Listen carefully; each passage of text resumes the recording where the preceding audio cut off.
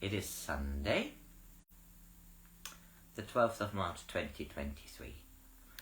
I'm reading out of Joan Grant's Scarlet. She lived 1907 till 1989, and she was a writer of her own far memories. This life is as Piyannah, who wants to lead a tribe with her cousin Raki. They are part of Naka chief's tribe of the two trees, and these two are now almost 17, and they are in love, which is not very Indian male, but there you are. They are meaning to change the rules. This chapter, I think, is 20, and it's entitled The 30 Tribes. This was the year of the gathering of the tribes, to which all tribal brothers went with their chiefs. And if the distance was not too great, some of the boys and women to attend the cooking pots accompanied them. Nakachik agreed that the only women to go with us might be those who wished to join our future tribe, and now it was their turn to be envied by the squaws who had boasted of the choosing. Dorrit told us that the 30 tribes came to the meeting place. Braves vied with each other in all kinds of skill and endurance. There would be combats and canoe racing and feasts which lasted until dawn colored the sky. Raki and I, as sons of a chief, would attend Nakachik at the Feathered Council, where all intertribal disputes were settled. This added to our excitement, for it would teach us much more than we had been able to learn from hearing our own elders talking at the watchfire. We might even get ideas for new laws of our own. For the first time, we should meet people whose way of life was different from the two trees. We must find out as much as possible about their customs and their hunting grounds, so that we could decide in which direction to seek our place of the corn growing. Perhaps there were places where the winter was not so long, but a more kindly climate would be no advantage if the neighboring tribes were hostile, or had old women, still more ridden by superstition than Nonna. The journey took 31 days. It was slow and easy, for we did not start until after dawn and made camp before sunset. We even stopped at noon for a meal, when there was time to rest longer than most of us needed. One of the elders, a very old man who seldom moved from the watchfire, must have found it difficult to keep pace with us, as though I once saw him take off his moccasins and so knew his feet were covered with open sores. I never saw him limp.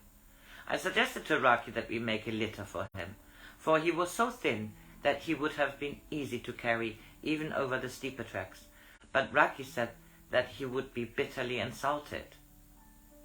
Game was plentiful, so the cooking pots were full. Some of us went ahead towards evening to collect wood for the fires and have the meat cut into chunks and the birds ready spitted for roasting over the embers. Instead of the women walking forlornly behind the last fire as ordinary squaws would have done, they kept to the same long stride we had taught them. Young braves helped them to carry their burdens, salt and cornmeal, and the things we were taking for barter.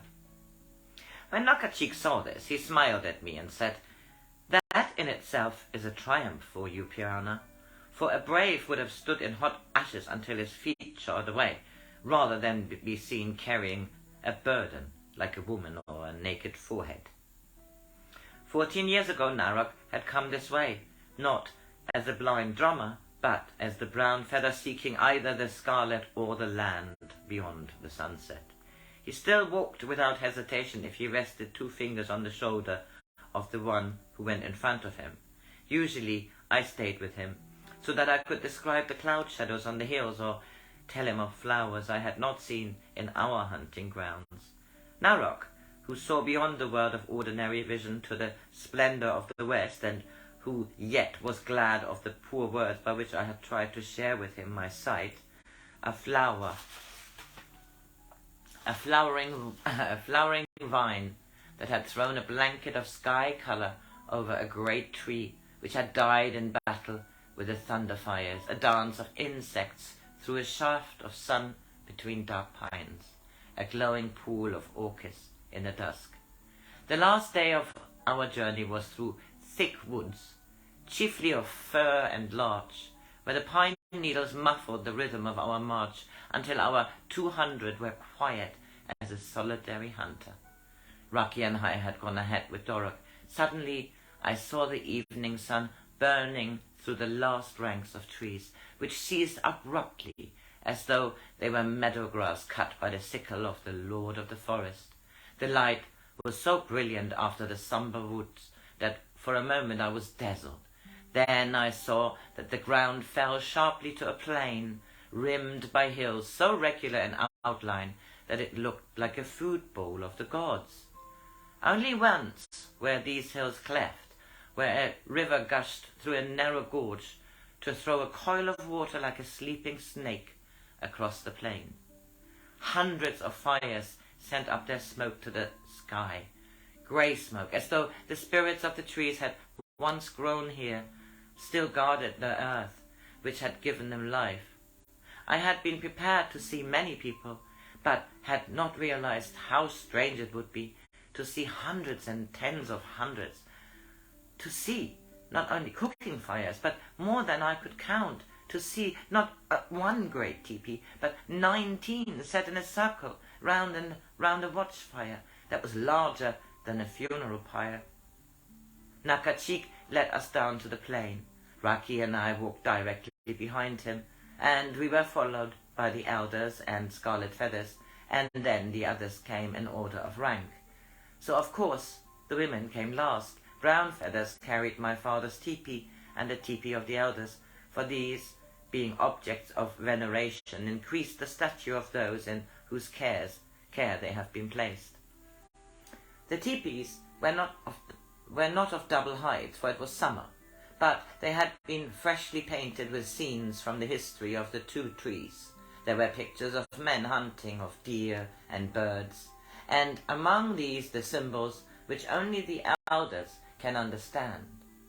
Now there was also the story of our victory over the black feathers, done in black and red on the side of the opening, so that all would know of our triumph without our appearing boastful. It is courteous for a man to give truthful answer to any question asked by a friend, but only a braggart tells, unasked, a story which increases the lustre of himself or his tribe. As the chief's sons, Raki and I, could have shared the great teepee with Nakachik, but he wished me to be treated as a brown feather, and though it is less probable that I should be recognized as a girl if we stayed with the rest of the tribe. This we were willing to do, as it greatly increased our freedom. The camping ground allotted to us was to the west of the great teepees and near the river. Shelters thatched with pine branches had been prepared. This work, I found out later, being the responsibility of the chief on whose land the gathering took place. His tribe was much larger than ours and had many naked foreheads. Some of these were the sons of enemies captured in battle against the Horned Toad, a tribe which had been exiled from the Brotherhood of Tribes for betraying the laws of battle 30 years earlier. A large stack of firewood had been cut for us, and cooking stones left in a heap beside it. Even a row of freshly filled water jars had been set ready. After so much hospitality, we were not surprised when 2 naked foreheads brought us 5 reeds, each of 6 fish, 2 haunches of smoked venison, and then, as though that was not enough, there was a basket of roasted eggs and a small jar of salt. Salt, and given casually, as though it were an ordinary gift like deer meat or a blanket. The camping ground of each tribe was marked off by poles, decorated with carving, bunches of feathers or bands of porcupine quills, glued to the wood, the joints covered with colored leather. It was as though one of the great hunters had scooped up a gigantic territory in his hand and let the mountains and plains trickle through his fingers until only the people were left. People so different, yet who, because they were no longer divided by many days' journey, had become suddenly ordinary. No one expects a stranger to be like himself, but here there were so many strangers, and even their language was difficult to understand. Some had skins much darker than ours, and others were a sickly yellow, as though they had always lived in the dark. The women were stirring the cooking pots, and the braves were appraising each other and pretending to find nothing extraordinary in the many things which must have been as strange to them as to us. Instead of wearing the tribal mark only on the forehead, some had patches of color on cheekbones or chin, and others had been branded with a tribal pattern on the right shoulder or the base of the throat. How the women who had not come with us would have coveted the ornaments that I saw other squaws wearing, necklaces of beads larger than a pigeon's egg, made of stone in blue or red earth-colored streaked with white.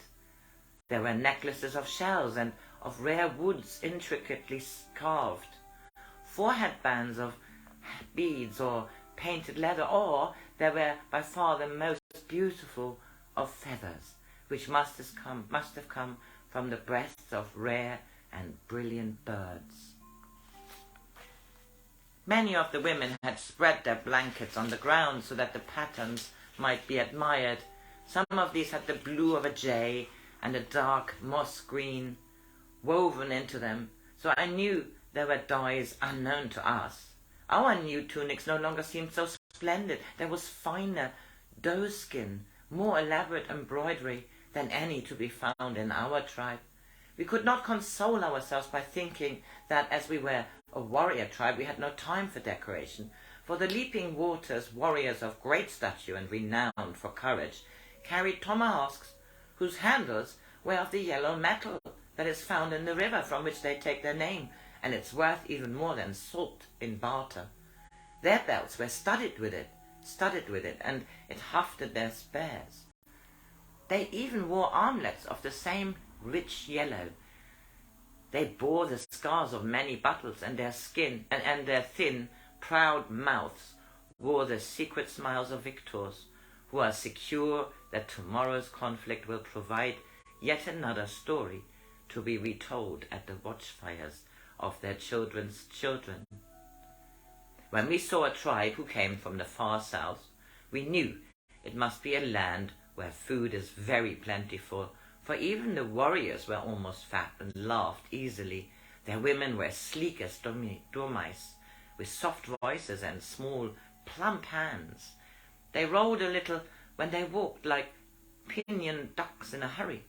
This was the only tribe in which we saw the men take any notice of the women. I saw a squaw bending over a cooking pot, and a man slapped her on the buttock in a friendly way. She was obviously flattered at this mark of attention, for when he had gone she giggled, and the eyes of her two companions were round with envy.